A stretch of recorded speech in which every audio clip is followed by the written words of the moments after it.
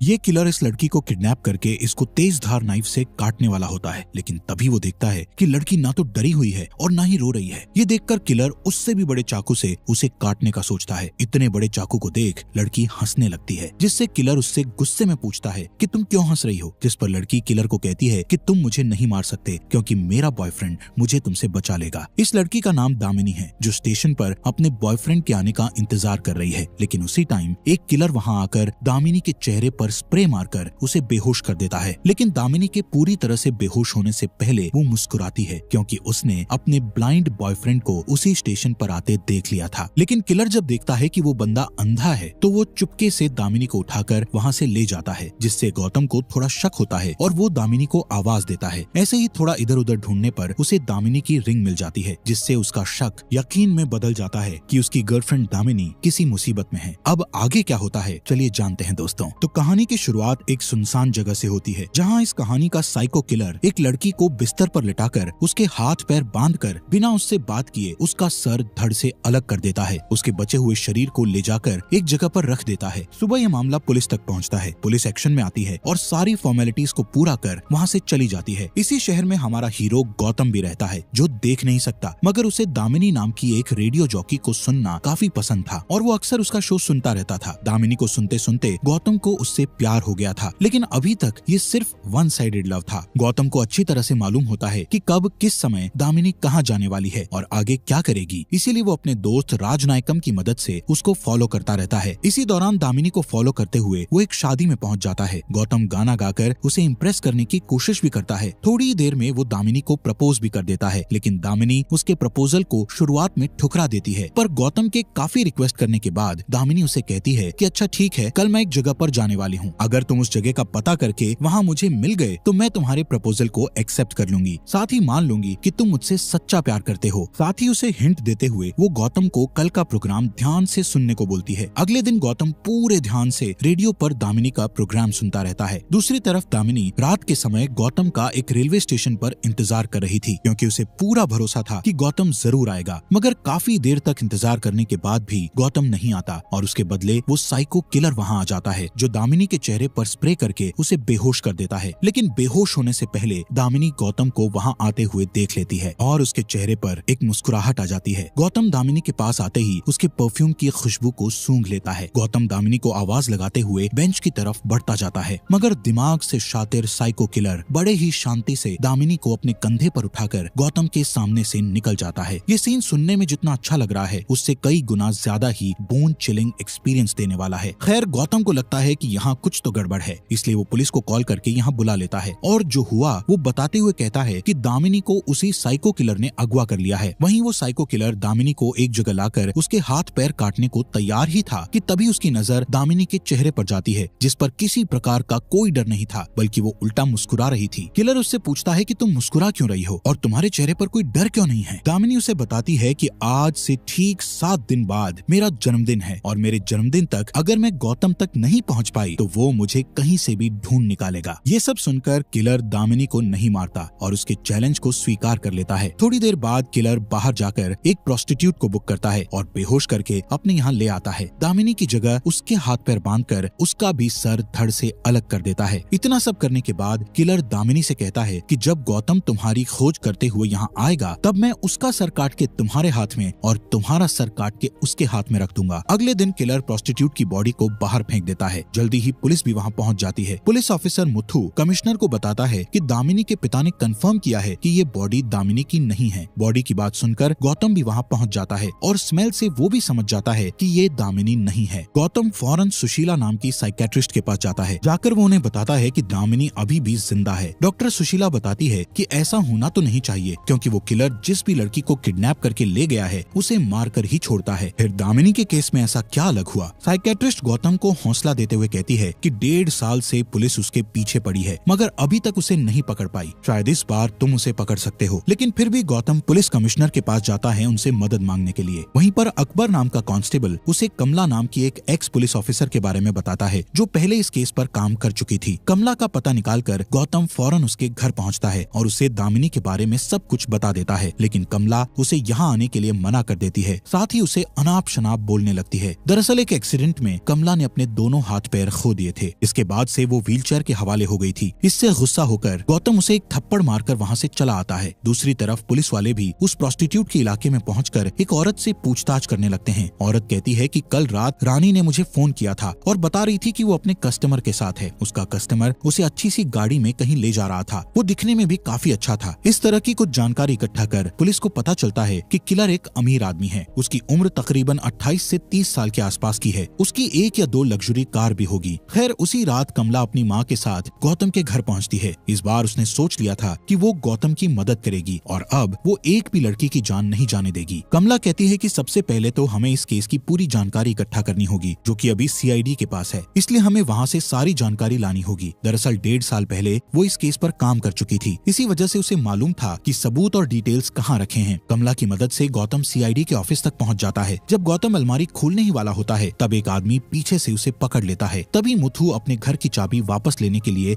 Office में आता है। मुथु को थोड़ा शक होता है, पर वहाँ कोई नहीं था। मुथु के जाने के बाद हमको पता चलता है कि ऑफिस में दूसरा इंसान अकबर था और उसने ही उसको छुपा दिया था। कांस्टेबल अकबर गौतम की मदद करते हुए सभी डिटेल्ड पेपर्स की जेरोक्स कॉपी उसे दे देता है। खैर, डिटेल्स को घर ले जाकर जब कमला उसको स्टडी करती है तो उसे पता चलता है कि अब कुल मिलाकर 14 लड़कियां गायब हुई हैं। उनमें से 4 तो प्रोस्टिट्यूट हैं और बाकी सभी लड़कियां अपनी फील्ड में काफी सक्सेसफुल थी। इसी तरह जो लड़की किडनैप हुई वो दिन दहाड़े रोड से गायब हो गई। गौतम पुलिस की टीम के साथ सभी विक्टिम्स के घर जाकर किडनैपिंग के बारे में पूछता है। सभी का कहना था कि घर लौटते वक्त रास्ते से उनकी बच्ची गायब हो गई थी। ये सारी बातें सुनकर गौतम हर जगह पर जाता है जहां इन लड़कियों को आखिरी बार देखा गया था। गौतम नोटिस करता है सभी क्राइम सीन पर एक चीज कॉमन है, जो कि एक डस्टबिन था, जिससे गौतम और कमला समझ जाते हैं कि जब वो लड़की अपने घर वापस जा रही होगी तो उन्हें डस्टबिन के पास जरूर कुछ दिखा होगा। इसलिए वो अपनी गाड़ी को रोककर उतरी होगी। पास ही खेल रहे बच्चों से पूछने पर उसे पता चलता है कि हमारे बच्चे ने रूपा नाम की लड़की के हाथ में एक पपी को देखा था। इस बात से गौतम और कमला प्रेडिक्ट करते हैं कि पहले किलर एक क्यूट से पपी को खरीदता होगा और उसे लाकर डस्टबिन के पास छोड़ देता होगा। फिर जब लड़की पपी को देखकर अपनी गाड़ी रोकती होगी, तभी वो किडनैपर कहता होगा कि ये कुत्ता मेरा है, प्लीज इसे लाकर मुझे दे दो। और जैसे ही लड़की उसके पास जाती होगी, वो किसी तरह से उनको बेहोश करके किडनैप कर लेता होगा। दूसरे दिन किडनैपर ठीक इसी प्लानिंग से एक नई लड़की को किडनैप करने वाला होता है, मगर वो इसमें सफल नहीं हो पाता, क्योंकि कल कमला और गौतम ने ट्विटर पर ट्वीट करके सबको बता दिया था कि जहाँ पर भी कुत्ता दिखे तो उससे दूर ही रहें। इसलिए ये लड़की किलर के जाल में नहीं फंसी। ट्वीट का पता चलते ही तिलमिलाया हुआ किलर हैकर के पास जाकर ये पोस्ट डिलीट करने को कहता है और काम होने के बाद वो इस हैकर को भी मार देता है। उसी रात किलर उस लड़की को भी किडनैप कर लेता है जो आज सुबह इससे बच गई थी। किलर उस लड़की को अपने यहाँ लाकर एक बार फिर मार डालता है, मगर इस बार वो लड़की का सर काटकर उसका धड़ लाकर गौतम के घर के बाहर रखकर एक मैसेज भेजता है जिस पर लिखा था एडवांस हैप्पी बर्थडे। गौतम को उस लड़की के शरीर से एक अजीब सी महक आती है, इसलिए वो राजनायकम से कहकर एक सफेद और एक काले पिग को लाने के लिए कहता है। राजनायकम ऐसा ही करता है और वो उसके सामने दोनों पिग लाकर रख देता है। गौतम कमला को बताता है कि उसे इस लड़की की बॉडी के साथ ही इससे पहले मरने वाली प्रोस्टिट्यूट लड़की से सफेद पिग वाली गंध आ रही थी। वो लोग एक एक करके सभी पिग फार्म पर जाकर खोजबीन करने लगते हैं, मगर कोई भी पिग फार्म में उनको ऐसा यंग मालिक दिखाई नहीं देता जो किलर के हुलिये के साथ मैच होता हो। इसी दौरान मुथु को ये बात पता चल जाती है कि गौतम और उसकी टीम पिग फार्म जाकर पूछताछ कर रहे हैं, क्योंकि मुथु ने एक आदमी को गौतम के पीछे लगा रखा था। मुथु ऐसे ही एक पिग फार्म पर जाता है और इत्तेफाक से एक फार्म का मालिक वही किलर होता है जिसे ये अभी तक खोज रहे थे। पुलिस को अपने यहाँ देख किलर घबरा जाता है और पुलिस वाले को इंजेक्शन लगाकर बेहोश कर देता है। इसके बाद हम पुलिस वाले को उसके कमरे में बंद देखते हैं जिसमें किलर अपने सभी कारनामों को अंजाम दिया करता था। जब वो किलर वहाँ पर नहीं होता, दामिनी उसको होश में लाकर उसे यहाँ से भागने को कहती है, लेकिन मुथु कहता है कि मुझसे नहीं हो पाएगा। थोड़ी देर में वो साइको किलर मुथु के पास आकर उसे भी मार डालता है। इसी तरह सभी पिग फार्म की जांच करने पर गौतम और उसकी टीम के हाथ कोई सबूत नहीं लगता, लेकिन कमला को पूरा भरोसा था कि किलर इन्हीं में से किसी एक पिग फार्म में मौजूद होगा। नतीजे ना मिलने पर बेचारा गौतम काफी दुखी होता है और फैसला करता है कि आज रात वो घर पर अकेला रहेगा। थोड़ी देर बाद साइको किलर की गाड़ी वहाँ आ जाती है। गौतम समझ जाता है कि ये किलर की गाड़ी है, इसलिए वो जानबूझकर अपने घर से बाहर निकलकर अपने हाथ में एक कैक्टस का पौधा लेकर गाड़ी के पास जाता है। वहीं दूर खड़ा राजनायकम अपनी गाड़ी से किलर की गाड़ी को फॉलो करने लगता है। दोनों के बीच में एक काफी लंबी चेज होती है। दुर्भाग्य से राजनायकम किलर के हाथों मारा जाता है। किलर राजनायकम के फोन से गौतम को फोन करके बताता है कि मैं दामिनी को उसके जन्मदिन वाले दिन मार डालूंगा। गौतम गौतम को अगले दिन राजनायकम के बारे में पता चलता है। ये सुनकर वो बहुत दुखी होता है, लेकिन राजनायकम उसकी आंखें था, साथ ही एक सच्चा दोस्त भी। पोस्टमार्टम करने वाले डॉक्टर गौतम को उसका सामान देते हुए उसे बताते हैं कि किलर उसकी दाहिने हाथ की छोटी उंगली को काटकर अपने साथ ले गया है। ये सब देखने के बाद गौतम कमला और उसकी माँ को कहता है कि वो अब और किलर के पीछे नहीं भागेगा। इस बात से कमला काफी नाराज हो जाती है और कहती है कि अगर तुम्हें इतनी जल्दी हार माननी थी तो मुझे क्यों निकाला अंधेरे से बाहर? क्या जरूरत थी मुझे उम्मीद देने की? सब मेरी गलती थी जो तुम पर भरोसा किया। अगर उस समय मैं कॉलेज की सीढ़ियों से नहीं गिरी होती तो आज मैं ये केस अकेले ही सॉल्व कर लेती। ये कॉलेज वाली बात सुनकर गौतम और कमला सीधे उस कॉलेज में जाकर पूछताछ करते हैं जहाँ कमला 1.5 साल पहले आई थी। दरअसल यहाँ एक स्टूडेंट का भी मर्डर हुआ था। उसी सिलसिले में कमला यहाँ आई थी। सीसीटीवी फुटेज की जांच करने पर एक सस्पिशियस आदमी दिखाई देता है जो अपना मुंह छुपाए हुए बैठा था। कमला और गौतम दोनों फौरन प्रिंसिपल से मिलते हैं। उनसे पूछते हैं कि ये कौन व्यक्ति है जो इस वीडियो में आपके बगल में बैठा है। प्रिंसिपल उन्हें बताते हैं कि मुझे ये तो नहीं मालूम कि वो आदमी कौन था, लेकिन इतना जरूर कह सकता हूँ कि वो एक लेफ्ट हैंडेड था, क्योंकि उसने मेरे यहाँ पॉपकॉर्न भी बाएं हाथ से लिया था। साथ ही पूरे फंक्शन के दौरान उसका दायां हाथ उसकी पॉकेट में ही था। ये सब जानकर गौतम के दिमाग में एक बात अचानक से स्ट्राइक करती है और वो फौरन ही जाकर राजनायकम के सामान की जांच करता है। इससे उसे क्लियर हो जाता है कि किलर की दाहिने हाथ में छोटी उंगली नहीं है। दरअसल ये सुराग था जो गौतम का दोस्त उसके लिए छोड़कर गया था। जब किलर गौतम के घर आया था